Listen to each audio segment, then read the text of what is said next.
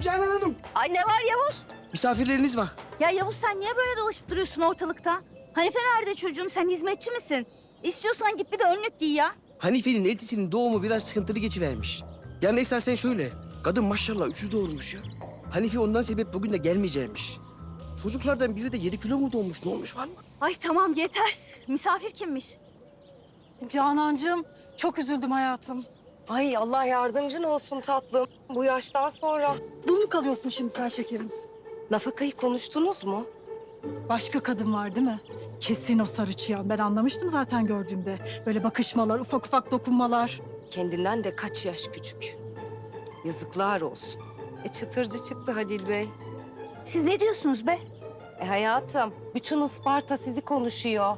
Kızlarla toplanmıştık da saatlerce sizin gıybetiniz yapıldı. Ben kocamla falan boşanmıyorum. Biz birbirimize ilk günkü kadar aşığız. Anladın mı Belgin? Anladın mı Perran? Biz hala ilk günkü kadar aşığız. Haydi şimdi gidin anlatın bütün Isparta'ya. Haydi, haydi çenenize kuvvet. Haydi.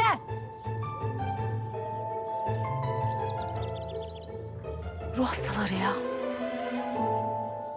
Eltin ister 300 doğursun, ister 500 doğursun. Senin buradaki görevlerini ihmal edebileceğin anlamına gelmiyor bu Hanife Cansu. Özür dilerim Canan Hanım.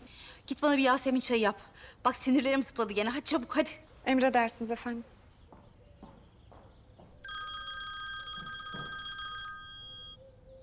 Buyurun Bülent Bey, sizi dinliyorum.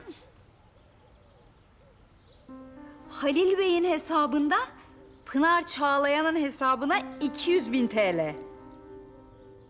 Teşekkür ederim Bülent Bey. Halil Bey'in bütün hesap hareketlerini bana bildirmeye devam edin lütfen. Eşiniz Mehtap Hanım'a da çok selamlar, sevgiler.